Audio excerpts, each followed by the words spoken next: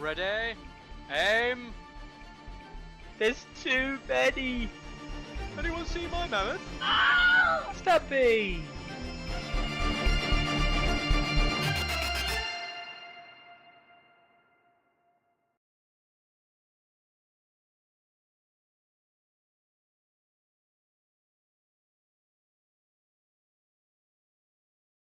We're back! We are back. It's Monday. It is the 27th of February. And it is a special day today, I guess.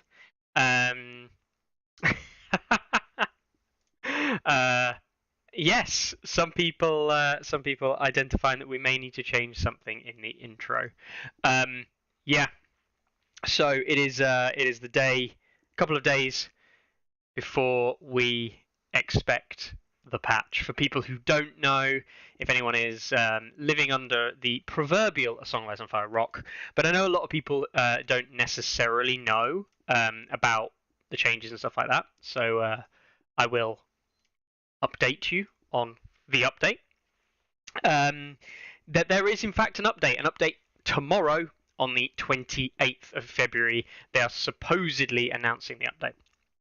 Or I say announcing it, but like actually releasing it. Now, for those of you who are worried, accessible, apparently they're going to have War Council sorted, and yes, look at my terrible, terrible phone case. It has well and truly lost all of its protection. It is now useless. It will be available on War Council tomorrow, they have said, and they're also going to be releasing at apparently midday tomorrow Eastern Time. That's 5 PM UK time. That's what, 9 AM Pacific. Trying to get my hours right. That'll be 1800, 6 o'clock Europe. That'll be 1700, 1900 if you're Eastern Europe. Anyway, I've given everyone enough time zones there to work out what time the patch will be live. I haven't covered my Indonesian and Singaporean friends. I do apologise.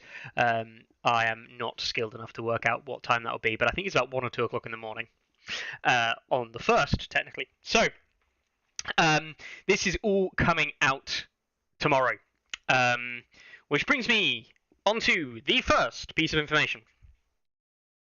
Today's episode is going to be very short. When I say very short, we'll probably do about half an hour, give or take.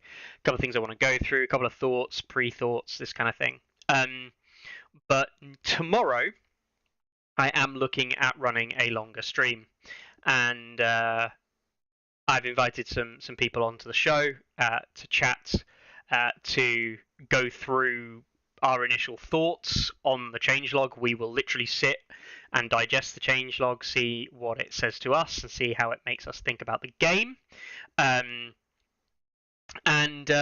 yeah, that will be a fun time. And I'm hoping the players who've already invited and the one I have yet to invite are all going to say yes, and will be well stoked for it.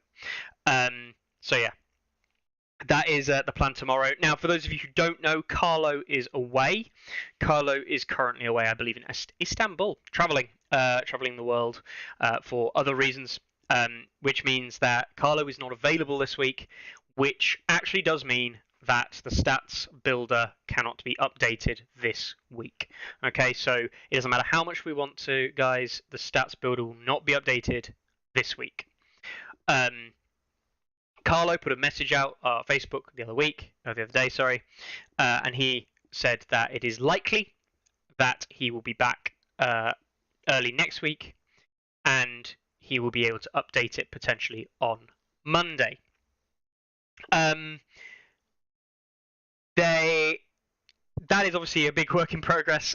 Carlo has to do potentially a lot of changes depending on what we see in the update. He may not have to do many things. It may just be a case of new assets, which I am going to be sorting out for him during this week. I am going to be making sure that that side of it is all basically done. So it's just if there's any coding that needs to be changed on the back end. Evan, I could potentially update it. Unfortunately, Carlo wouldn't let me anywhere near his code. And second of all, my skills in it are not up to the level that need to be for doing what he needs to do. Yeah, Michael, have a 20 this set using stats. Not sure how that's going to play out. To put it bluntly, Michael, if you're using the old rules, that's fine. If you want to use the new rules, what I would advise is basically build the lists, but have the assets on hand. So building the lists, just use alternatives at those price points, and if they are using those alternatives, or you can make it a 50-point list and do a lot of manual checking. Honestly, Michael, it all depends on how many people you've got attending the event and ultimately what you want to use it for.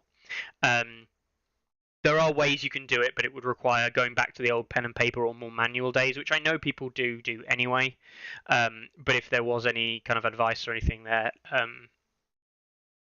after the update, we'll get a much better, clearer idea of what, of what's changed. So as Bob says, you could actually do 50-point lists, and then say it's a 40-point event, but you're using 50 points, and that gives leeway for point changes. Alternatively, they might not increase the points of anything, and if they aren't increasing the points of anything, that's always a positive, and you can use so if there's only 10 to 12, it shouldn't be that bad, but manual, that's fine. Hobbs, you get badges for winning 50-point tournaments. Every tournament is something that you can win a event for. That's not a problem. Brandon, a patch and 2 20 ground episodes in 1 week. Christmas is super early. I know, right? Marwin, the one you've yet to invite is me, right? Yes, Marwin. If you want to come on the show, I have actually. For those of you who don't know, Marwin, I know Marwin, and I have actually said to him before, if you do want to come onto the show at any point, you are welcome. And at some point, we do need to do a realm into the lore and do a silly kind of like lore video. With Marwin in his kind of like takes on the game, and just chat to Marwin, because Marwin, for those of you who've never met him, Marwin is a great memer, but he's also an absolutely lovely guy in person. So lore episode, says Carly, absolutely hyped. I'd be hyped for a lore episode. I know we talk about tourneys, but I'm absolutely hyped. And here we said there wouldn't be new news this week. I know, right? Bob says I'm always willing to come on if you want, Mickey. Yeah, the problem is, Bob, is I said good players. That's a joke. Bob's quite good. Cool. Anyway, are we going to get a special session after changes? Yes, Terra. Yes, we are. There's going to be a long one. I can reveal to you. I say reveal to you. The 2 players I have currently lined up, who both know about it and have both tentatively said yes, because life, of course. We've got Jacob, so Jacob of Glace from the UK, good friend of ours, and also Daniel, who most of you here will know him as his alternative name, Larks. Larks and Jacob will be joining me, and there is one more who I won't announce yet, that I still need to ask. That'll be a good mix, hopefully. Good mix of what we've got. And should be an interesting time. Didn't think we have a show today? I know, Randall. Yeah, just making sure everyone knows where we're on to. And there are a couple of things I wanted to cover today that I don't want to cover tomorrow, right? Because there's actually 2 things here that we'll get into as we go on. So, for those of you who didn't see, Helena, Fabio, Curry, here they are, the lovely people that they are. No Michael. He was traveling. As much as I would say, cop out and things like that. Like, we've been there. I understand what it's like to have meetings. It's a shame that Michael wasn't present. I think it would be better for the game's publicity and actually better for the sight of the game to see Michael still involved in the process, to see him there. And they say he's still involved. They say he's still there. It's just it really was a case of he was travelling, and so they couldn't get him on. But alas, it would have been good to see him. We haven't heard from them basically for about a year, so that is a shame. And it's a shame that we didn't see Michael here. Yeah. So that is the plan. So anyway, let's actually go to what they talked about. First thing, the update's coming out. I mean, that's the hype thing, right? Hype. More on that in a minute. I'll talk about some of the updates and changes. But there were a couple of things I wanted to talk about before we talk about the update, and that is the other thing that they mentioned, which is the US event schedule.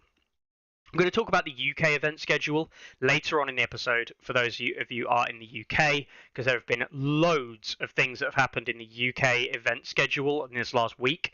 If you are not aware, I will take you through the UK event schedule, how that's looking and shaping up. Can't reveal too much information about it. I don't know that much information about the majority of these things anyway. Time will obviously come in and we'll get the right people in to talk about them. So, first things first, this is the 2023 event schedule planned by FLG. This is for the US players out there. We've had the Las Vegas Open. We saw the Cherokee Open. And I'm not going to mince my words. Luke did a great job as a TO by all means, but they managed to only get 7 players, I believe. 7, 8, or 9 players for the Cherokee Open. Very minor numbers, very kind of like sad numbers, to be honest. And I know that Luke was pushing it. I know Luke was trying to get a lot of players to it. I'm going to be honest, I think the Cherokee Open suffered. It's a bad time of year, I think, initially. It's just off the back of Las Vegas, which is obviously the biggest one in the tournament scene, in the tournament circuit. You got Adepticon coming up pretty soon. And the simple fact of the matter is the Cherokee Open is in a really hard to get to part of the world. So, low numbers, but not the end of the world. Certainly nothing negative. We've got the Rocky Mountain Open, the Bay Area Open, Atlantic City Open, Lone Star Open, Cruise Hammer, which I'm guessing is only going to be Warhammer anyway, and SoCal in October. There is an event in September that has yet to be announced by FLG, and there is an event in A Song of Ice and Fire's online, an event calendar, that has yet to be announced in September. So I have heavy belief that the event in September this year, organised by FLG, is where Worlds will be hosted. US Nationals. US Nationals will be hosted in that September event.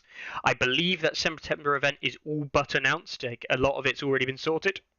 I believe a lot of the organisation for it and everything that you probably want to know is already in place. It is just a case of it is yet to be announced.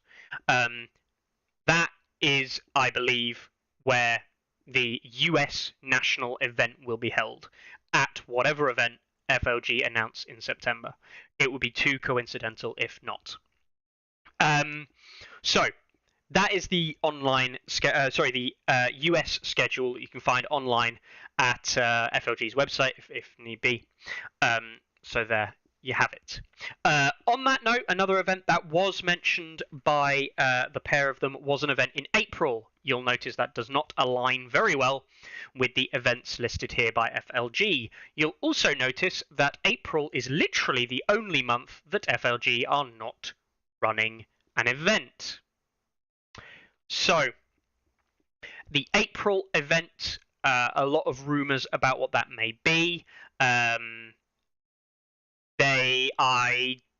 believe the April event, and from what I've been told, I believe it will be some form of like CMON Expo type thing that they are putting on that month. So just so you're aware, there will be this mysterious event in April that has yet to be announced. Now, I had to do quite a lot of digging around and asking the right people to get that information, because initially when I said they were having an event in April, I was incredibly skeptical of that being a tournament.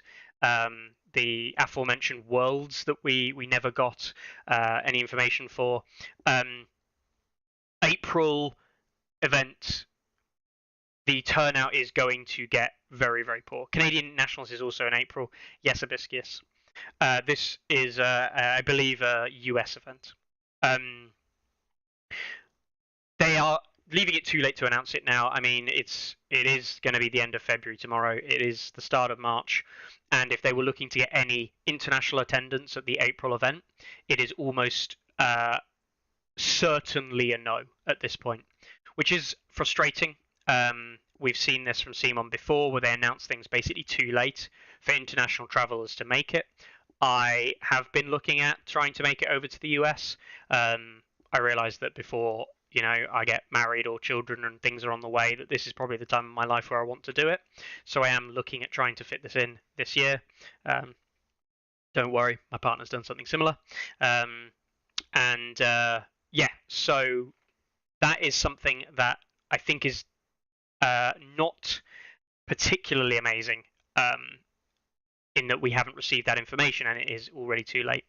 I've also been talking to US players, and they're already very skeptical of this September event as well, for the same reason that they haven't been announced. So tickets, difficult to know when they're going to go up on sale, don't know prices, and a lot of people are already sorting out their con and various different event budgeting for the year.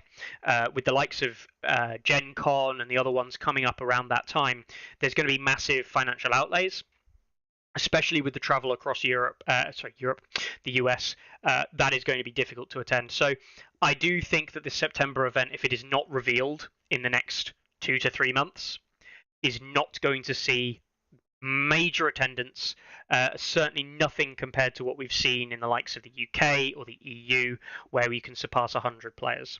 A lot of these events are getting 4, 5, 6, 7 months worth of advertising in order to build that huge group up and to give international travelers the opportunity to attend.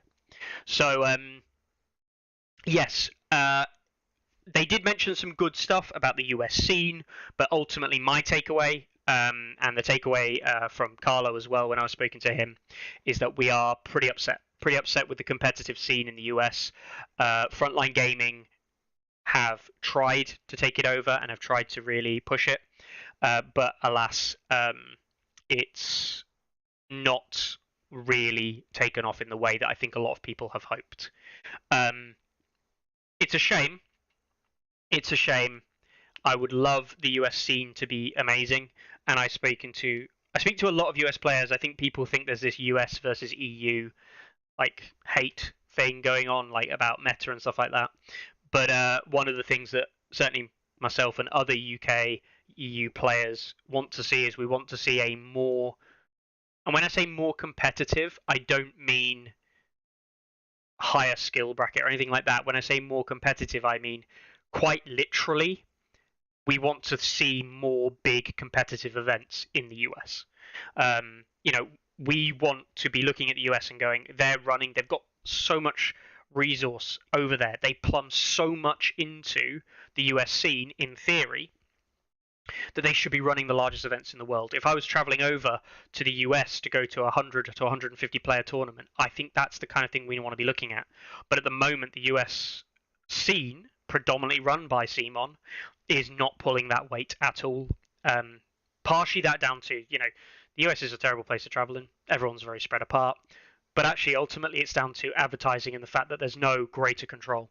We've seen in the UK, and I will go on to this later, the UK, Poland, Spain, France, they have mustard tournaments of quite large proportions, massive organized kind of play structures, and all of it's done for free or by stores that are not necessarily financially invested in the game, and by players who are just very keen, right? These are not handled by CMON. They are not dealt with by CMON. CMON's involvement in them is little to none in the kind of organization side of the game. So realistically, I think my message to players out there in the US is same what has always been, which is if you're in the US, try and take control of that US scene more clearly. Make it player owned. Luke's done some great work. The LVO guys did fantastic work there, but make it more player owned. Go to FLG and say, look, here's players in these locations, run these events, stir people up in these areas to run these events. FLG will be a good landing point for people to run events at. But ultimately, what we want to see is events growing, being big outside of these, as much as we would love to see FLG succeed as well. Yeah, exactly what Craig says. The quality, the quantity, in theory, it's all there, but getting them all to come together, it's never actually been there. You know what I mean? It's all waiting, but when it comes to the day, it doesn't turn up, and that's the problem. And that's nothing about the quality of the players that the US has or the quality of the EU or anything like that. It's purely that the events that we've seen, LVO did a fantastic job this year. Biggest event in the US we've seen basically ever. And it's following on the trajectory that the LGT is kind of on, maybe it's a year behind. And if it continues on that trajectory, I think LVO will be the big event of the year. I think that's fantastic. It would make sense for CMON to hold their national championships at that time. Just into the new year. Well, who was the champion for 2022? But alas, we need to get more out there for FLG. And we need to get better TOs for the US scene. Anyway, not knocking the TS scene, the US scene. Sorry, I keep saying TS. Jesus, I can't. Got so many things to say, I can't get the right words out. So that is just a little bit on kind of like my thoughts, Carlos' thoughts, and a couple of other people's thoughts on the US competitive scene. Is that it's growing, it's getting better, it's getting bigger, and that's all very good. It's getting the attention it needs, but it's not necessarily pulling the player numbers. So I think anything we can do to support that, support the guys like Luke and the lovely West Coast Bannerman, Carl, and Andrew, and all of those guys, the more we can do to help support them growing the US scene as players, the better. So yeah, that's all I really had to say on the US scene. So back to the video. I am going to talk about the EU scene, which I'm going to lie, they didn't say much about competitive either way, but the EU scene is growing. It is having lots of events. I'll go on to some of those things later that have been announced this last week. But ultimately, CMON are not involved. CMON has said, organize play, run some, help run some great events, and some great events will run. But CMON are not involved in those events. The organization of them, they do provide prize support, which players are eternally grateful for. But the organization is done by players. The rallying of players is done by players. The organization of the event itself, the attendance numbers, these are all player based. That's the community pulling together, running these events. There was nothing stated in this live stream about anything related to the organized play scene in Europe. I do believe that there are things in the works for the organized play in Europe, but I, along with many other players in Europe,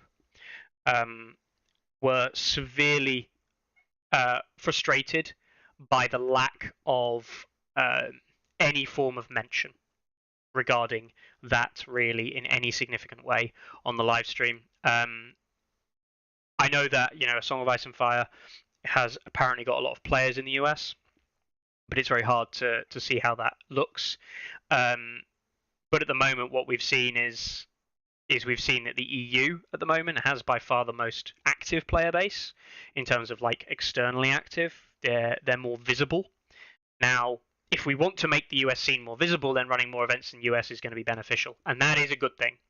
But at the moment, the European scene is a little bit more visible. By far the largest events running, by far the largest number of players attending those events. But just because it's visible doesn't mean it gets the attention. Maybe CMON don't believe it needs the support, and that's fine. It would be nice to know if there was some form of European Championships or something like that from CMON and the organised play team for Europe specifically, because at the moment it does feel that I think from a lot of players that Europe's kind of just being left to it and left out.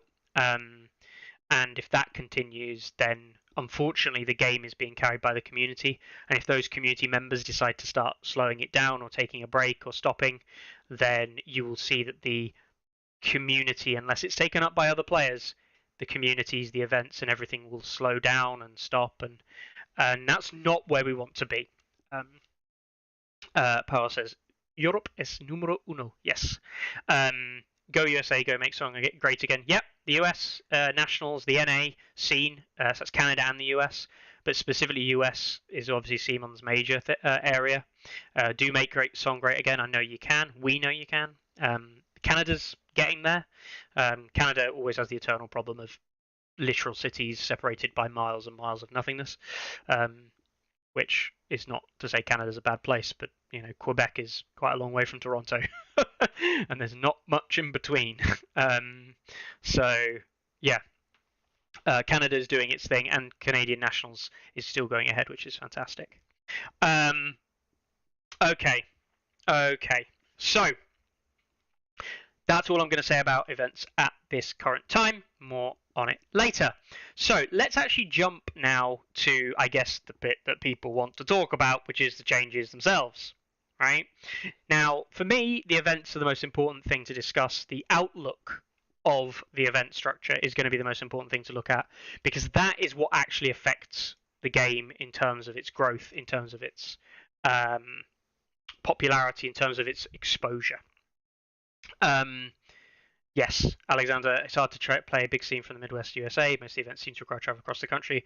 Lots of small costs right out. Yeah, it is true, Alex. But I mean, people, again, I'm not going to make this sound like preaching to a choir or anything like that. But travel is a thing for everybody. In the UK, myself, Carlo, we'll travel 2, 3, 4, 5 hours for like an event. And that is not that uncommon. Like, that's actually kind of standard. So, and I know that events distances are much bigger in the US, but 4 or 5 hour travel for an event is like really kind of standard in the UK. Certainly for the kind of things that me and Carlo attend. So, so to put it in perspective, like, I'm not expecting everyone to go to every event, of course, but like traveling 2 to 3 hours for an event is like kind of expected as a minimum if you're going to attend. I know that that's not hugely far in the US, but it's just to give you a bit of an idea. Yeah. Yeah, exactly. 5 hours for Adepticon. Yeah, and that's like standard. That's like what we would drive to London, you know.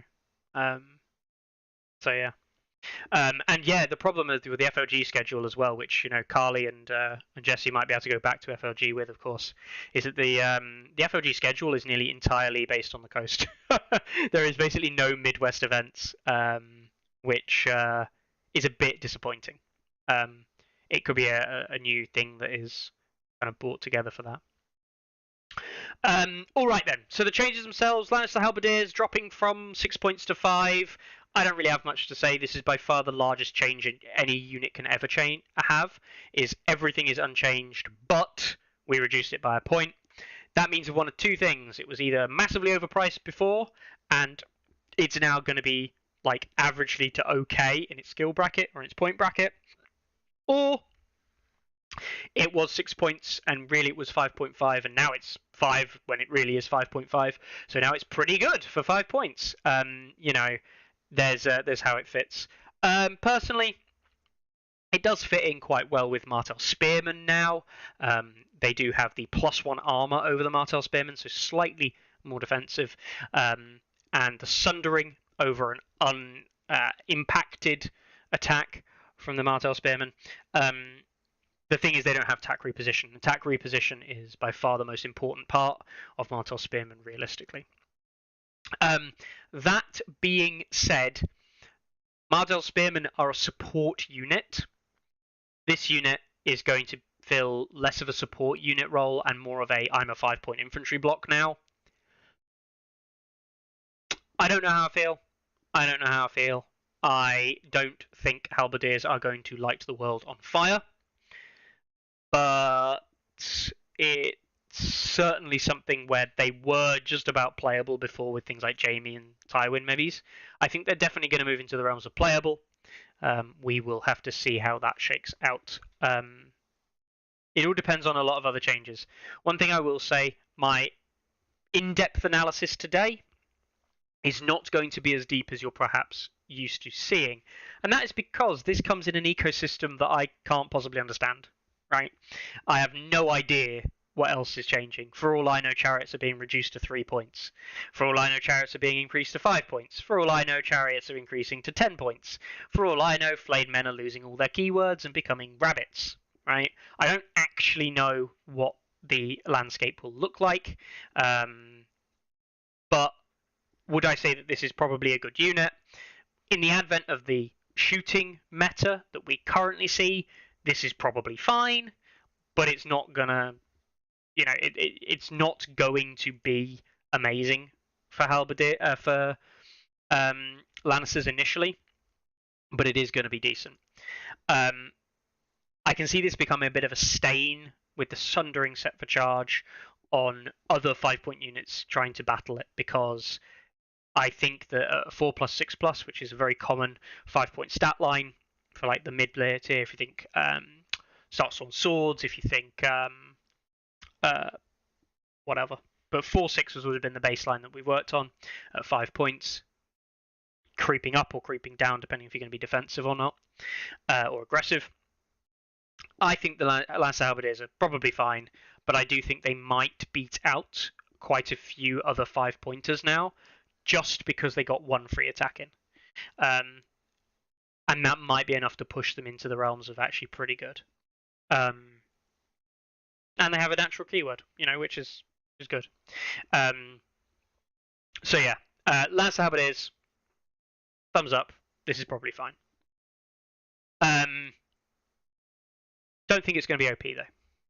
Don't see it being OP. I don't think they're OP currently. I don't think at 5 points it makes them significantly more OP. So yeah, that would be my initial take. The next take is this one here, and this one is Warcry. Warcry becoming a choose the panic or the vulnerable. There's been speculation on whether this would affect all tactics cards as well. I'd actually be very happy if it didn't affect the tactics cards. The tactics cards on activation trigger is a lot more prescriptive, restrictive than the start for any turn trigger from Warcry on a unit. So I'd actually quite like the on activation to remain the double token, and I think that would be fair from a once per game tactics card compared to the order variant of it. That being said, probably not. We might see it change. We might not. I don't know. So there we go. That's Warcry changed. What do I think of it? I'm torn. I am torn between the new Warcry. Did Warcry need to change? Yeah. Yeah, it did. It's probably too good. It was probably too good. If you could get it on a unit with decent morale, you pretty much always took it to surefire damage through. It was a mainstay in all the good lists. Except Baratheons, who don't have access to it. Night's Watch also don't remember. But it did appear in Free Folk. It did appear in the Meta Stark stuff. And it did appear in Greyjoys, their lists. And it did appear in our friend Drogo, but Drogo Blood Riders, which, if you actually look at the stats, are not too bad. Drogo Blood Riders is pretty good. And it also appeared in Champions of the Faith with Poor Fellows or Warrior Sons. I don't know. Richard's right, Enline's right. Everyone who has access to it takes it. Yes. I mean, yes, Night's Watch did have John Attachment Bob, yeah. But no one ever ran the 2-point attachment, really. I will be super honest. Yeah, Biscus is right. If they change the tactics card, they should change the trigger too. Agreed. Rusty says they did say it would affect the tactics card version. Fair enough. Blood Riders are fine, Biscus. I don't think we need to cry about Blood Riders. I think they're actually fine. They're not great, and that's the problem. Like, Flayed Men are better than Blood Riders, but Blood Riders are fine. Like, it's the rest of Targs that's the issue. I agree with Ilya's last statement there in chat, though. Like the change to Warcry, I do think it's necessary, but things like Mark Target or Threaten, all of these abilities that put out one token on sometimes a more prescriptive trigger, sometimes a requirement of being long range and in line of sight. Those things do make them slightly different, but ultimately they are not. Warcry's probably not as good as those things anymore. And I don't know how I feel about that. Like, Warcry, unless it's almost guaranteed, is probably not worth it compared to things like Mark Target, compared to Ramsey/Reek and the AoE Panic, compared to the Weepers at all costs, AoE Panic. I am going to be super honest with you.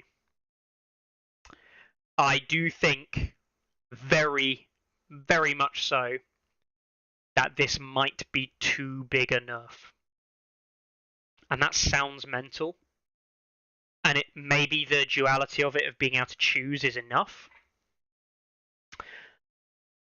But I do think it might be too much. And the reason I say that is you now look at Mormont She-Bears, compare them to Starksworn Swords. Do you really want to pay 1 point? One whole point in your list building? And bearing in mind, if you don't know, Starksworn Swords versus She-Bears, the damage output is actually identical. The stat lines, everything is basically identical. In terms of damage output, what made them different was Warcry for a point, which is worth it. Do you really pay 1 point for potentially one token on a 6+, another point to get it, the Rickon Osher combo? I still think you probably do, but I'm still not 100% sure. I do think Ramsey Reek, which was already dubiously, but is by far the strongest 2-point attachment in the game, pretty much, outside of the free folk stuff, which we know we're not going to.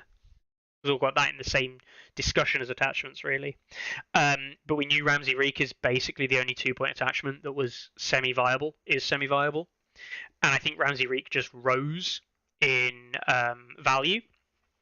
For free folk, the Weeper, who was already a fringe pick and actually pretty good, is probably now just better in relative terms. So I don't know whether or not you pay the point for the Warcry. Yeah, Jammer's right. It needed a change to nerf it. It did need changing. Like, I can't sit here. Warcry change, good. My thumbs up for Warcry change, good. I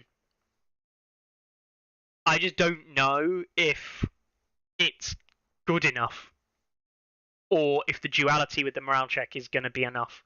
Because unless it's also... The problem is now, if it's automatic, if it's basically automatic, like, if this is just give out a panic or vulnerable in long range, this is really good still. If this is on a 3+ morale unit, because Torment exists inside a Mance bubble, I know that might get changed, but my point being is, like, that's worth it, right? Because it's almost guaranteed. Asher, 1 point, because it makes a unit morale 5, is worth it. It also gets this Warcry, which again is worth it because it's coming with 2 things. I don't know if Warcry alone is worth a point anymore. And if anything, all it does is it makes things like Champions of the Faith weaker. They weren't overly dominant anyway. They were good, to be fair, they were good. Warcry is good. But yeah. I don't know. I mean, it's again, don't get me wrong, it is a good change. It is a good change, and I don't know if there's anything you could do less to nerf it less while also getting rid of the 2 tokens. But I don't know. I don't know. Yeah. You could have done the Miri Mazda thing on a 1 or 2, give out 1, on a 3, give out both. You could have done that. It just that feels like really bad design as well. So yeah. Don't know. Don't know. Needed. Definitely required. 100% positive change. Except for the fact I just think the meta might move away from it now instead. Could have kept it 2 tokens and made it short range. That arguably is probably the solution, Evan. Because you've got to remember that the Ramsey Reek and Weeper combos and things like that, they are putting out not just 1 panic token, but potentially 3, 4, 5. Now, realistically, you don't ever put out 5. But putting out 3 is not that hard. Putting out 2 is fairly easy. So maybe making it short range would be more beneficial. And it would stop, and here's the big thing. This actually stops it being used as a support unit at long range, providing that support at long range to archer units, which is predominantly where Warcry is being used, is to shoot into the combat and with the tokens now making the shot better, or alternatively Warcrying for your big punch, Blade Men, chariots for free folk, these kind of things, right? Like this is what you were using Warcry to set up. And I still think you can do that. You just have to do the test twice. Once on the previous turn, towards the end of the round, and once on the next round. Like, that's it. It also makes token removal style factions more value for money because there's less tokens in play, meaning that token removal has a greater percentage value. So yeah. Cool. Whew. End of that result, positive change. That is a positive change. I just don't know whether or not, from a competitive angle, it makes a difference, or if we just look to other things anyway. So, next up, we have 2 changes here on the next screenshot we've got, which is this one here. And this is the one where I think a lot of people have actually been talking about it. And it's the awful, or specifically hardened nerf. The hardened is no longer getting the +1 to block for just existing. Yeah. It's not just you have hardened, you block 1. It's now you're hardened, you block 1 for each rank missing, which is the reverse, kind of, or very similar to, but the reverse of Shield Wall. Shield Wall used to block 3, 2, 1. Hardened now blocks 0, 1, 2. That's probably a good thing. The order now has value and is better than hardened, and it is better even though it is only once per game use. Overall, this is a change that I think a lot of people have said, yes, we want rid of hardened. It's a good thing to get rid of hardened because it was too easy to get through. And you just raised the damage output of everything by 1 against hardened targets. And you overall have basically made hardened probably not very good. Is it still good blocking 2? Yeah, it's still good blocking 2. Hardened hasn't been a problem in the mainstay meta now for some time. A lot of lists and things have worked around it and how to kill it. It's again positive change. Yes, this is something we wanted changing. Yes, thumbs up. But it feels like a change that has almost been waited for, and the game has evolved past hardened a little bit.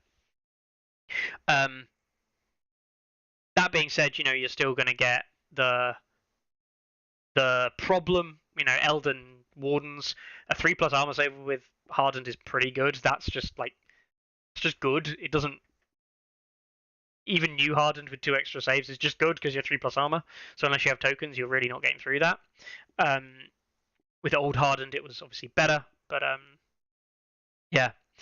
The other problem is that Adam and Warrior Sons was a problem. Yeah, stacking Adam Warrior Sons. Now, the problem being we don't know if they still stack. Adam in Warrior Sons, by the way, not particularly good, not particularly meta. and everyone was like, "Oh, it's going to be amazing." No, don't care. Adam Warrior Sun spam, easy wins, mate. Go to the next game. It's not a good list. It's a list that walks forward and doesn't have it doesn't have alternative outs. So if you know how to beat walk forward lists, it's beatable. You just have to walk forward faster than it in the initial opening rounds, or control its movement. So that being said, I know Adam Warrior Sons is very unpopular for players to face against, and they don't like facing against it. Certainly, a less competitive. If you're not, you're not playing super competitively. You might be attending events, because you enjoy the game, which is what you want to do, and maybe get some wins under your belt. Love it. Adam was a bit more dominant there. That walk forward style is a lot more difficult to combat for a lot of players out there. But yeah, it's a good thing. It's a good thing that Hardened changed. People wanted it. People asked for it. People are saying, "Oh, it's another nerf to Starks." It is, but like, I don't care. And I know that sounds really weird, but you don't know that Mormon veterans still have Hardened. Like, you don't know that. We assume that's the case, but we don't know anything about anything we haven't seen. We will assess what a faction looks like when we see it. We can suggest it makes Starks worse, but ultimately we don't know what the faction looks like. For all we know, Mormon veterans got Mormon She-Bears had Warcry nerfed, but then they also had Warcry added to like 2 other units. So, oh, cool, we just have Warcry now on all these units. That's awesome. That's the kind of thing I want you to think about. Don't think about it as it negatively, but also don't think about it positively. Just think about the change itself. Is the change good for the game? And the change probably is good for the game. Hardened, not blocking the extra hit, makes things die a little easier, makes killing things a little bit easier. This is a positive change for what players have asked for. And that means being very much next on to the next one. Outflank. Outflank. This is again another ability that ultimately people have complained about. And this one, rightly so. Outflank has been utter garbage this last patch. Horses was already so contested with free folk. Why on earth would you have to take horse, lose tempo, and then somebody deploys it behind you and you go, oh, I don't care. It doesn't matter. You're not going to be able to use it properly. I'll deal with it with Cav. Do I think new Outflank is a problem? No, I don't know. I do think Outflank could be problematic. I've already had nightmares about if you're not careful with what you design for the rest of the game and the rest of time, you might be able to put Outflank into stuff with things like shoot and charge. That's potentially problematic. There's also the massive issue. The massive issue, which is if they aren't careful with how they design Outflank and where it can appear, charging assault orders off swords in the rear of units is going to be a problem. And when I say it's going to be a problem, I genuinely think it's going to be a large problem. Because you can outflank quite a large variety of units. In Greyjoys, in Free Folk, in what else does it? Baratheon, kind of, with a commander. Meh. In Stark. In Night's Watch. If any of those factions have assault orders that allows a charge off the tactics board, you can legitimately, or a shoot and charge like a Bolt and Bastard Girls with Outflank, for example. Not like that's possible, unless you're running Rob and we don't know he's changed. You're going to have a very horrible problem, which is outflanking a unit on the back of the board or behind your units. And if you're playing Winds of Winter, the game mode Winds of Winter, and you have mission 11 in your hand, which is if you are down a victory point, you can literally gain a victory point and take first player. You will, as far as we understand it, deploy this unit in the rear, take first player off your opponent, and the very first thing you do is open with a tactics board, empty tactics board, charge into the rear of your opponent. That could well be a absolutely horrific experience for a new player. Daniel says, at least it's just one mode. Yes, that is the positive then there. It is only the one mode where that can happen. But alas, that will potentially end up with a horrible experience for players, and that's what we wanted to avoid. I do think that this change is good. I do, yes, N-Line, it is the order of operations. Because the start of round is before you reveal missions. At least, that's what it says. You start the round, and then you reveal missions. Yeah, that wins card is terrible. Stealing first player and just gaining a free VP is an interesting comeback mechanic that, unfortunately, it doesn't work because it's not a comeback mechanic at all. It's a I now win the game mechanic when it's used at competitive level. We also don't know the game modes are going to change. Yes, Craig, we don't. So this is a fear that I have. It only affects one game mode, assuming the game mode doesn't change. It could change. It could be fine. Cryptic also says that's probably less of an issue than Outflank being worthless trash. I agree. Like, I actually agree there that this is probably better than Outflank being terrible. And also, you're still paying for Outflank on these things. Paying for Outflank is not necessarily good. And also, oh yeah, do you have any thoughts on the Crescent move? So Crescent does something very similar. Outflank Lightbringers or something behind, then you can Crescent take swords, shoot, and potentially charge with bombastic gulls. For those of you that don't know, so just something just to be aware of there with Davos commanders. But to be honest, Davos commanders lists are terrible. So if you get a bit of a buff from this, I don't really care. Yeah, Richard, I beat Clarence on the weekend by not taking the lead on purpose. Yep. Now you gift your opponent a VP to then steal it back, and it just is worse. It is terrible. I hate the design of that. The mind game in the missions, and once you know it, and your opponent doesn't. It's just horrible experience for them. So anyway, what was I saying? Yes. The other thing. So the other thing I like about this Outflank change is it does make it playable. It does make it playable. It's not completely useless, and it doesn't get absolutely bomb rushed by field control. You know, having Outflank just completely shut down by field control was just not a gameplay mechanic that was fun. Like, it was literally the opposite of fun. And I'm not suggesting that fun is important for myself, because I just enjoy playing the game. But I know that fun is quite high on the list of priorities for a lot of players out there. And removing fun from the game in the likes of that was not fun, obviously.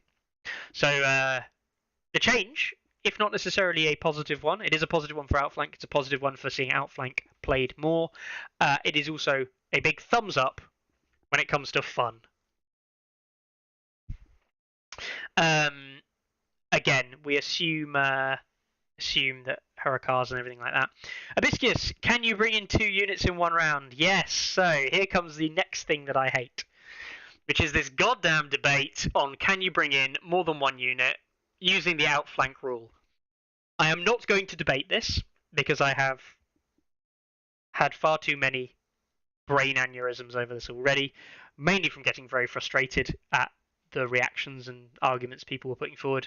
Yes, you can only put on 1 unit per round. You get 1. No more.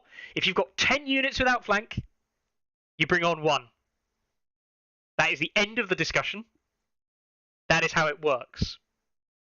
That being said, myself and Evan have very much talked about the fact that for a game that is supposed to be cleaning up wording in this patch, supposed to be making FAQs better, this is a massive, massive misstep again from the design development team and FAQ. This should have been written more clearly. Even if it is simply a line on the bottom of text, line on the bottom, line on the bottom. Only one unit may be placed using the outflank rule per round. Fixed, basically. You know, you wouldn't even need that whole sentence, but you do need this to be FAQ'd because questions were asked. And unlike other people in the world, naming nobody, you decide what an FAQ is by how frequently it's asked. I saw this leak on Thursday night, or this given to us, this spoiler on Thursday night, and I think it's been asked about 70 times since then. And that's just from places I've seen it. Yeah? Brannon, can you bring in a unit without flank of Varamir's Pussycat at the same time? Yes, different rules, because they've got different names. Actually, that is probably right. They don't have the same name, so yes, you can. Yeah. Anyway, I'm not dealing with that one anymore. That is what it is. So, summary. There's one more thing to show you all, but it's the thing that everyone wants to talk about, while not being necessarily a good thing. Let's go back through. This, guys, they weren't used. They now might be used. Okay, yeah. Do I think this could be too much? Maybe. Points changes are always very harsh. That being said, it's moving in the right direction.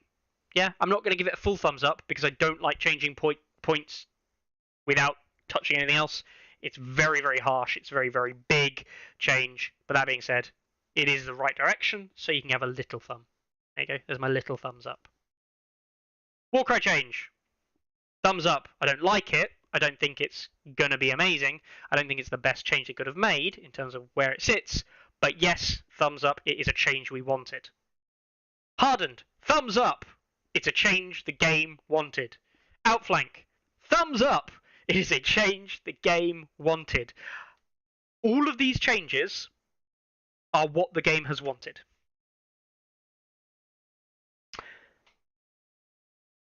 I was very disappointed after the stream. I was very disappointed after the stream because I will admit, if you told me Warcry needs to change and you are going to change Warcry, I'd have gone, yeah, that makes a lot of sense. If before the stream you'd have said to me, we're going to change Hardened, I'd have gone, yeah, that makes a lot of sense. If you'd have said that you're going to change Outflank, I'd have said, yeah, that makes a lot of sense. If you'd have said you were going to change Halberdiers, I would have been like, oh, right, well, how are you going to change them? Obviously, removing a point. I maybe wouldn't have said that makes a lot of sense, but yeah, well, they weren't replayed at 6, so it kind of makes sense. My kind of like where I sit after the stream was a lot of these changes were very meh. You know, I didn't know, and people think that I know a lot about like secret things and stuff. I don't know a goddamn thing. Only what people tell me. And most of the people telling me things, you guys in chat. You guys tell me things, and I'm telling you things. What? I'm telling you the things that you already know, and you're telling me things I don't know to tell you. And you still watch this show. Jesus Christ, there's 84 of you. Oh, God. Right, anyway. Point in case.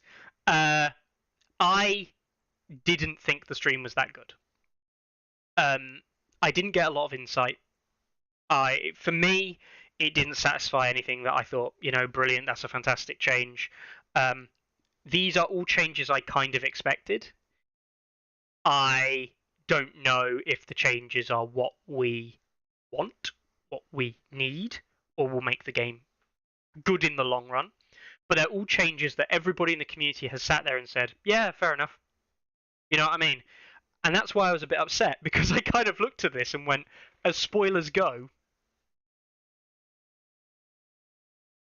yeah. Like,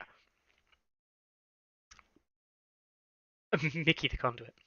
You missed a change. I didn't miss a change of Iskius. I know another change coming. Don't worry, because it's the change that everyone actually really wants to talk about. Yeah, the data's right. The stream wasn't great. They didn't talk for 8 months, and there was a 30-minute stream as a result. Yeah, a 30-minute stream without Michael, without half the design team, without reference that they'd been really quiet, without an apology to say that they hadn't been in contact and that they really wanted to do them more often, but they'd finding the time. A stream that didn't reference the fact that the community is as impressive as it is for running events, where they say we've run the organized play program has run these events. A stream which basically acted, as far as I was concerned, that although they were really happy with the 800 people watching the stream, that ultimately they didn't really, for me, they didn't show any love for the community in what they were saying. Their actual interactions were very positive. You know, the way they interacted with different members of the community, I actually really do think was positive. But what they shared wasn't positive. I think it was, unfortunately, a sales pitch. And they took all the low-hanging fruit and went, look, we've changed the low-hanging fruit. Everything that you said you wanted, we've given you. And it was kind of like, huh.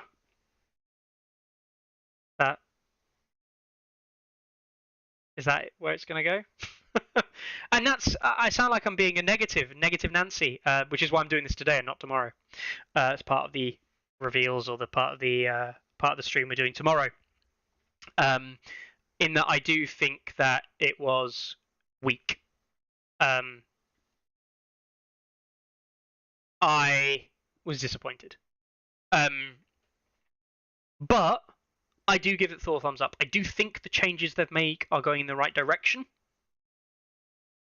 So for that, I can't blame them. Like the actual update is fine. I just didn't hit home for me because I didn't feel like that was a year in the making. Put it like that. Right. There is one more change though. There is one more change that I'll get onto. For what time is the patch talk? Wait, there's a bonus stream tomorrow? There's more patch talk tomorrow? Yeah, there is, guys. There's going to be more. I will go back through that at the end of the episode. After a couple more things. It's going to be a short one. It's already got a goddamn hour. Jesus. I can talk for England. And you enjoy it. I think that's why you're here. You do enjoy it, guys, right? If you do enjoy it, put a message in chat that says you enjoy it. If you don't enjoy it, put a message in chat saying I'm an idiot and it's terrible and I should stop touring around forever. Yeah, there is a. I'll do it now. West Coast says because there's 75 people. Yes, tomorrow there is going to be another stream in the afternoon. It probably will start at 7 o'clock, same time as today. We'll be going live, and I will be joined by some guests going through the patch. The UK time, War Council is updating. Matt apparently is supposed to be midday. If not, the changelog should be going up on their website around that time. So even if War Council doesn't update, there will be a patch log or a changelog available on the CMON website. That is 7 o'clock, 5 o'clock, sorry, GMT tomorrow is when the patch goes live. 7 p.m. GMT tomorrow is when we will be going live as well. There is also going to be a video, I believe, put out by Brick, who is one of like a community manager, has recently become a community manager volunteer, I believe, for the Asia Pacific region. So he'll be releasing a video at, I believe, midday Eastern, 9 a.m. Pacific. I don't know why they call it Eastern time and Pacific time. Why is it not East and West or Pacific and Atlantic? Sorry, that really annoys me. That will be 1 or 2 a.m. Indo-Pacific time, or 5 p.m. UK time. 7 p.m. UK GMT is when our stream will be. 2 hours after that. Oh God, yeah. Times, right? I should have put an image up in the logo. Jesus. God, I don't prep things like that anymore. God, no. I just get home, look at my dog, have a cup of tea, which I still haven't drunk completely. Full cup of tea. M for Mickey, in case I forget my name. Yeah. Anyway, tomorrow there will be another stream. So, feel free to join in and we can talk raucous about the various changes, go through everything, get some various different players and their experiences, see what they think. So, coordination tactics did receive a change. Now, the reason I wasn't going to cover this change, as Abiscius so carefully pointed out that I had missed, I wasn't going to cover this change because for me this isn't really a change. This is an errata. This is an FAQ. Atlantic time zone is 1 to the east of Eastern. Why data? Sorry guys, this is just completely derailed about talking about time zones. Why data? Why is that a thing? Why is that a thing? That's a terrible... I don't understand time zones in the US. Can't we just call it US time? Just manage it? Who cares? Anyway, so coordination tactics received a change, and they have now added in this line here in the middle, both units gain any non-innate abilities on the other unit. This was actually a change to coordination tactics, you see here, but everyone goes, but how does that affect free folk? And the answer is it basically doesn't. It doesn't affect free folk, guys. It is there to impact Dagmar Commander in Greyjoys, because he has this card, and it's to stop the basically completely unanswerable question of what happens when you copy drowned men onto anything else.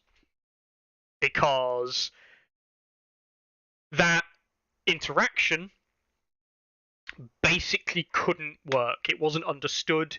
It was like, how does this even function, right? They should have just put the Greyjoy card up. I don't like this is when I talked about the negative side of why I was frustrated, right? Coordination tactics change here.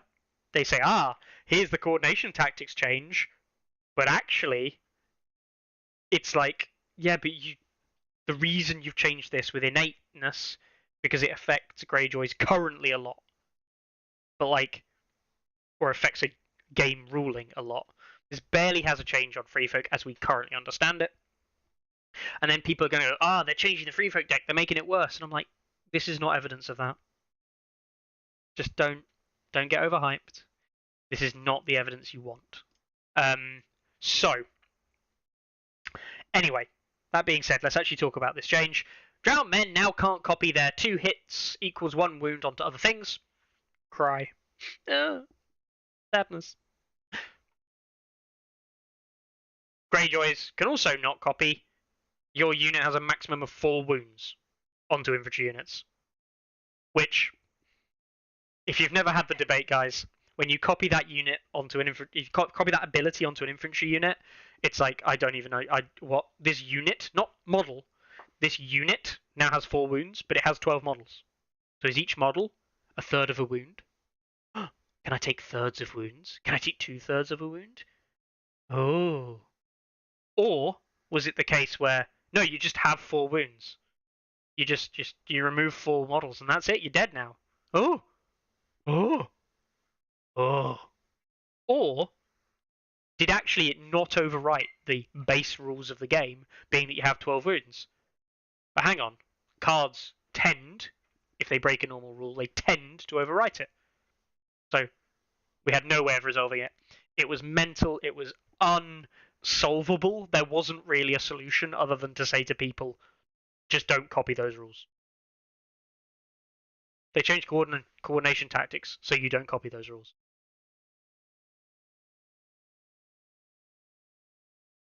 That was a good errata. Thumbs up from me. This is not a balance thing. This is just an FAQ or errata. This is just fixing a previously unbroken thing. This would be like giving Gilly wording. Well, actually, no. Gilly's wording would actually be a bigger change to the game. It would actually have an effect. So yeah, this doesn't do anything. Not really. Positive change. Basically how it's used for anyway. That being said, they did say that they were changing about 3 to 4 to 5, that kind of realm, cards for free folk, and that would be kind of like how many cards would be changing across the board.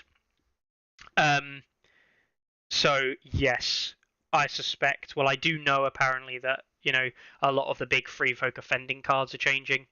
I would expect that to happen. There are going to be lots of other changes, I'm guessing, to free folk as well. But yeah, it's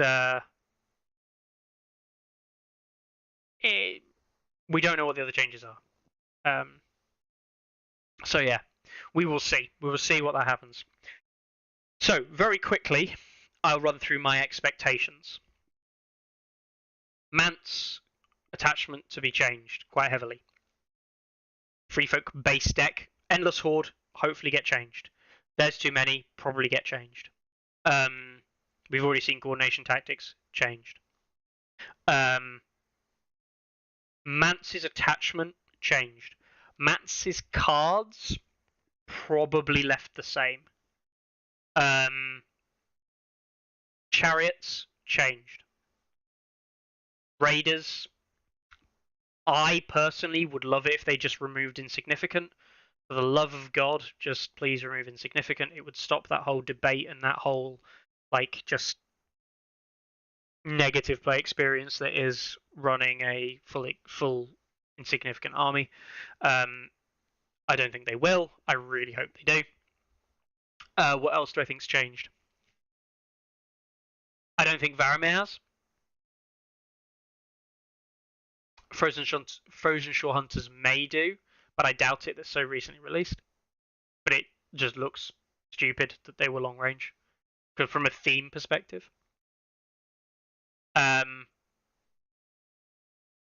But let's get on to the big one. Relentless has changed. They did say Relentless has changed. Good. I think that is a brilliant thing. I think Relentless is a problem. And anybody who sits here and goes, Relentless isn't a problem, it's what makes my faction work. If your faction only works because of Relentless, then your faction has a problem. Your faction needs fixing. It needs to be buffed. Don't complain that they are changing Relentless or removing Relentless in the way you like it, and that will make you bad. Be glad that they are changing Relentless, because then they will actually make it good. Yeah? That is the hope. Yeah, let's hope they change Golden Company Crossbowmen by reducing them by 2 points. That would be a good start. Night's Watch NCUs changed the most. I think Offal will probably receive a change because people don't like orbital bombardments. That is a thing. That being said, the likes of Craster, maybe Corrin, maybe some other things might get changed as well. What else do I think has probably changed or not changed? Flayed Men are probably going to see a change, almost certainly. Oh, yes, the big one. Everyone's forgotten about it. Everybody has forgotten about this.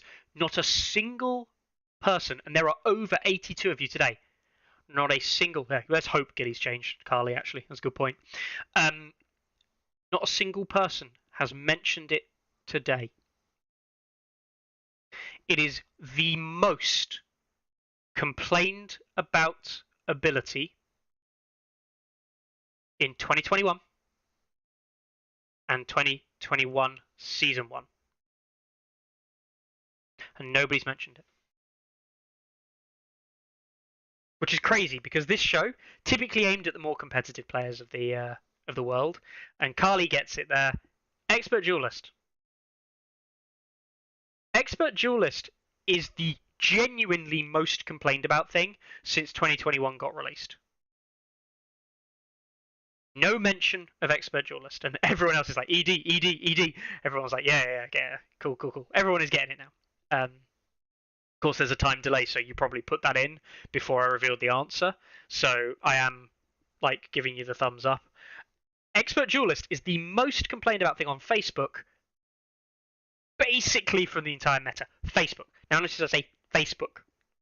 Facebook complains about Expert Duelist by far the most of anything else in the game.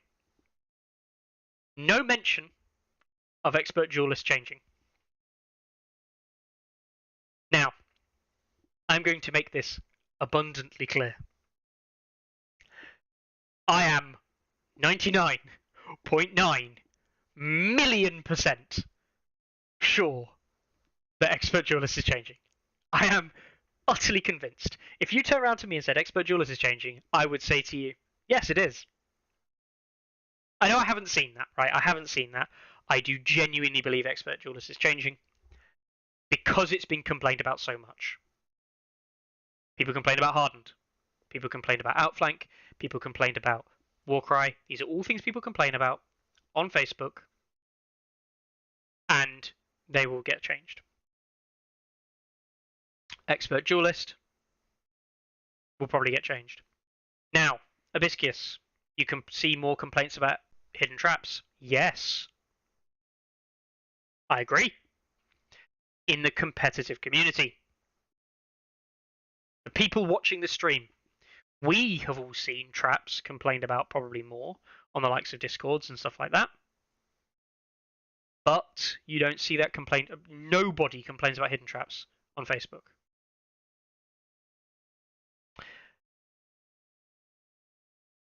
I do think that they probably listen to Facebook a lot more. Dustin's right. Sounds like we need to take our rants to Facebook. Yes, Dustin, you probably do. And I know that Evan was saying earlier we should complain more on Facebook or point these things out more on Facebook. I don't agree. I think it's terrible. But you're probably right. They aren't part of the community Discords anymore. They don't look at Master Discords. I know they don't look at the Discords. I just know. Trust me. Expert Jules and Cav is just cheese that nobody likes. Yeah, Ilya. Yeah. Do I think Expert Duelist needs changing? Not particularly. I think Expert Duelist is fine. No issues with it. But yeah, it'll probably get changed. I use Expert Duelist for the auto wound far more than I use it for the +3, 3+. My local group isn't competitive at all, and everyone hates Expert Duelist way more than anything else. That's exactly my point, Howard. Exactly my point. The less competitive you are, and don't take this as a negative thing, please, Howard. The less competitive you are, people complain about Expert Duelist more. Why? Because when you're less competitive, you'll typically run more attachments. And if you're running more attachments, Expert Duelist is more annoying because you get more of your point things that you paid for die and don't do anything. So, Expert Duelist very much is something that more casual players hate. And that is an issue. That is a major issue. So, Howard, you are completely right, and say I don't want you to take that negatively because, again, let's go back and think about the way we talked about the other things. They are frustrating for casual players. They are less fun. And that is a sad thing. But yeah. Anyway, I just thought I'd mention that. Go to Facebook and complain about stuff. That seems to be the way that things get complained about and changed. That being said, we haven't seen Expert Duelist change yet, but I'm convinced it's coming. Cool. So those are the changes. How do I feel? As I said, positive direction.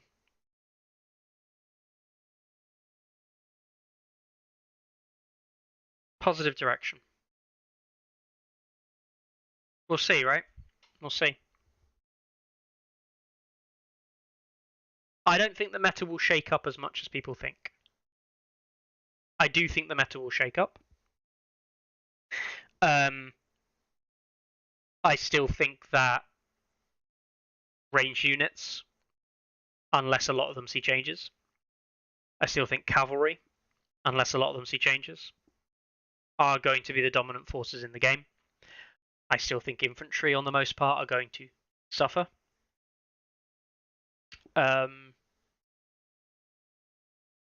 Yeah, I don't know. Giga's saying, how do you think they'll change Relentless? People have said a few things about Relentless, the Relentless change.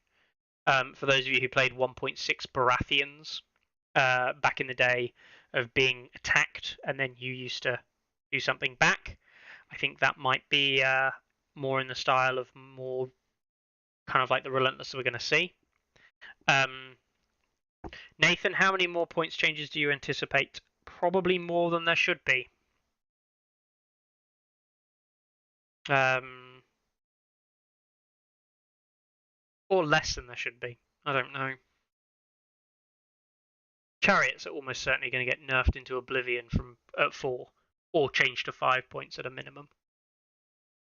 I can't see them changing chariots by nerfing them that much, because I think they're always going to be a negative experience for somebody at 4.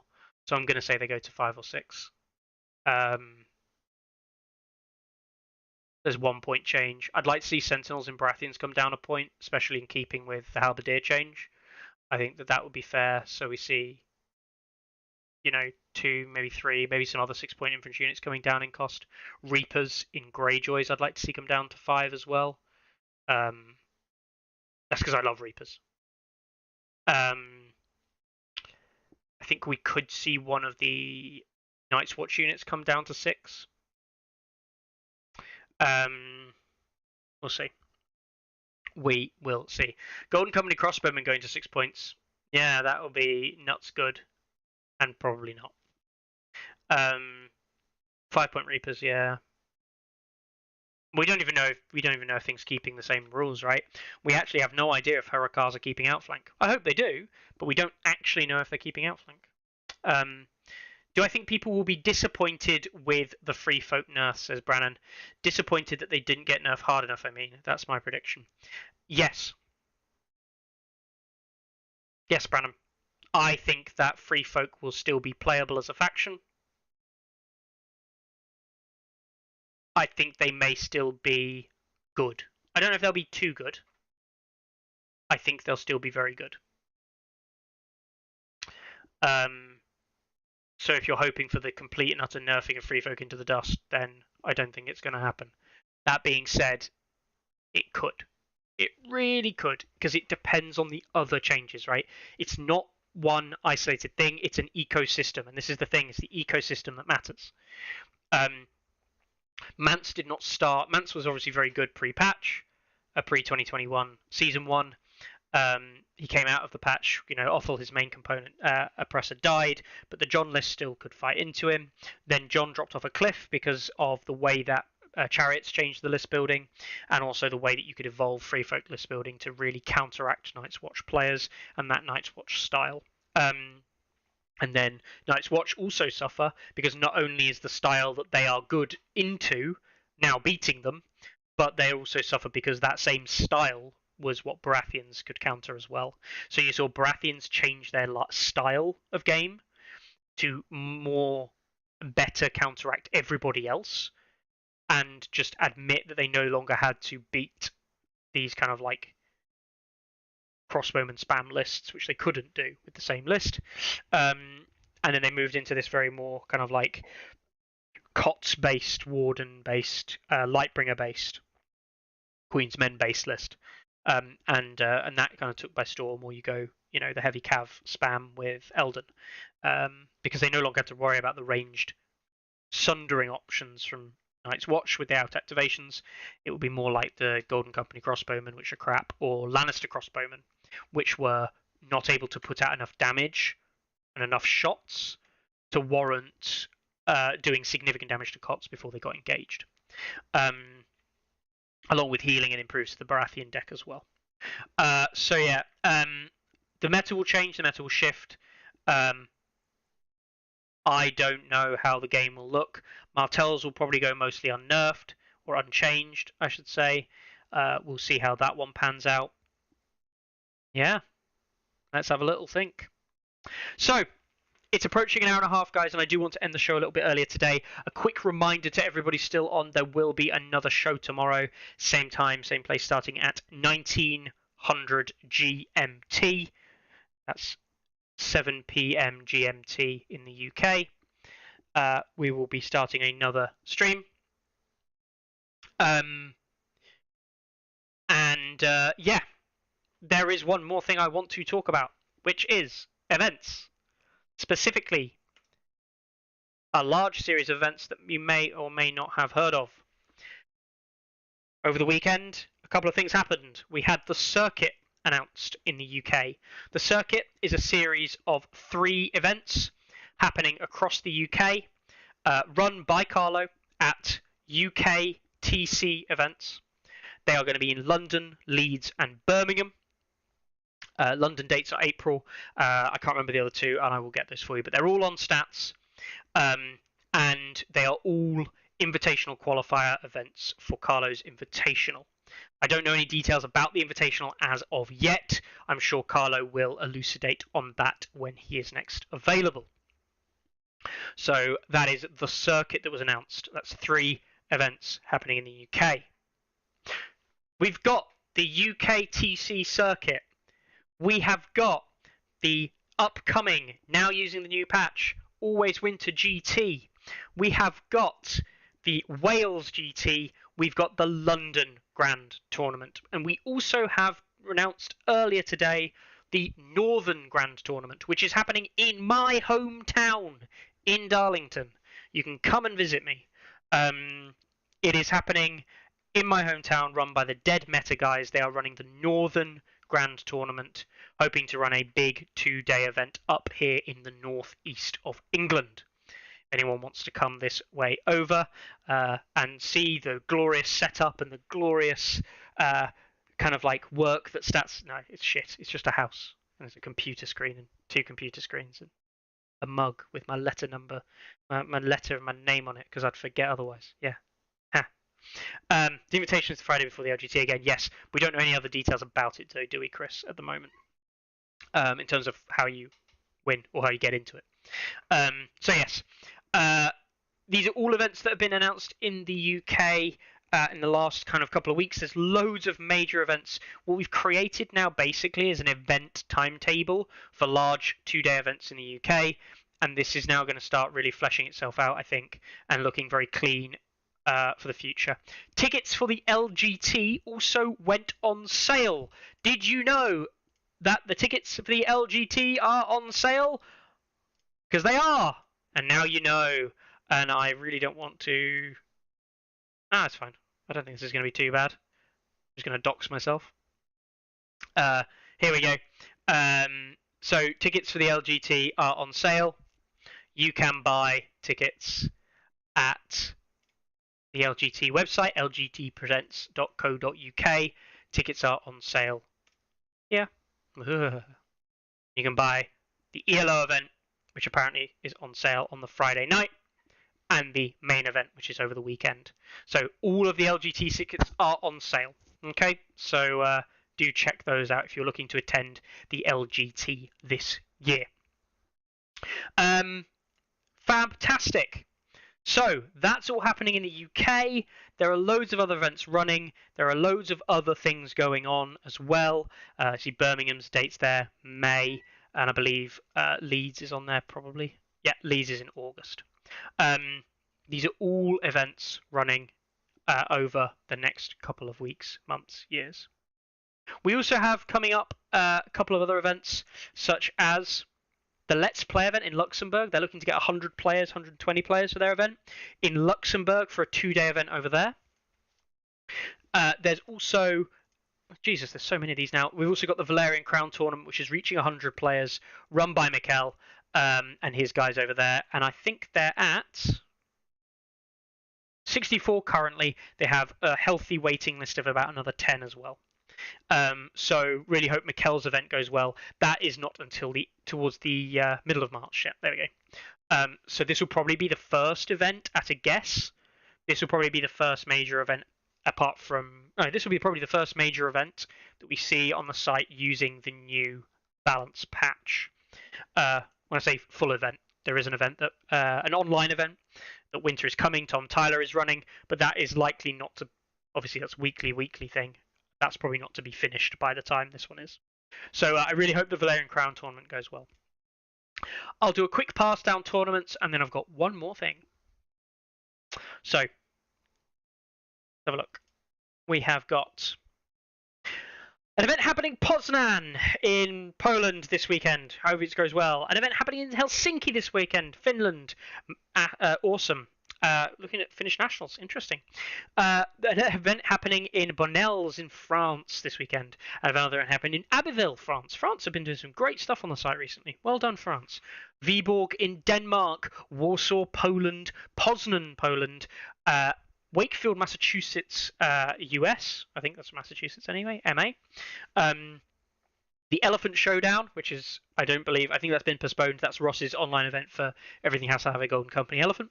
Le Solvetat Saint-Gilles in France. An event happening in Lublin in Poland. An event happening in Senigallia in Italia. An event happening in Namur in Belgium, an event happening in Granada, Spain, an event happening in Katowice, Poland, an event happening in Karlstad, Sweden, Tom Tyler's event as well. So 1, 2, 3, 4, 5, 6, 7, 8, 9, 10, 11, 12, 13, 14, 15, 16, 17 events happening this weekend. A couple of days after the patch drops. It's going to be a great time to be a Song of Ice and Fire player, guys. We are absolutely loving it. And my last thing for us today is by the lovely Brannon in chat. He did post to me some lovely pictures of a Kevin on a rock. Carlo would hate him, but a lovely painted Kevin Lannister. There we go. Ending the day on a Kevin. You can't really complain. Fantastic work. Love the face. And let's really show you the back of this cloak. Look at that. Look at that. Even today, we can appreciate some artwork done by members of the community. This is what this is. This is artwork.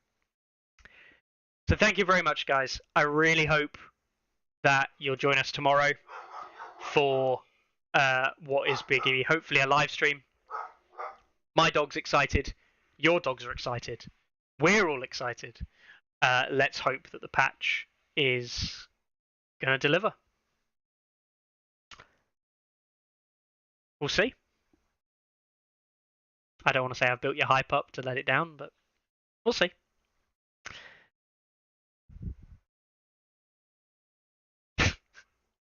Appreciate that one, Brandon. So, enjoy your week, guys.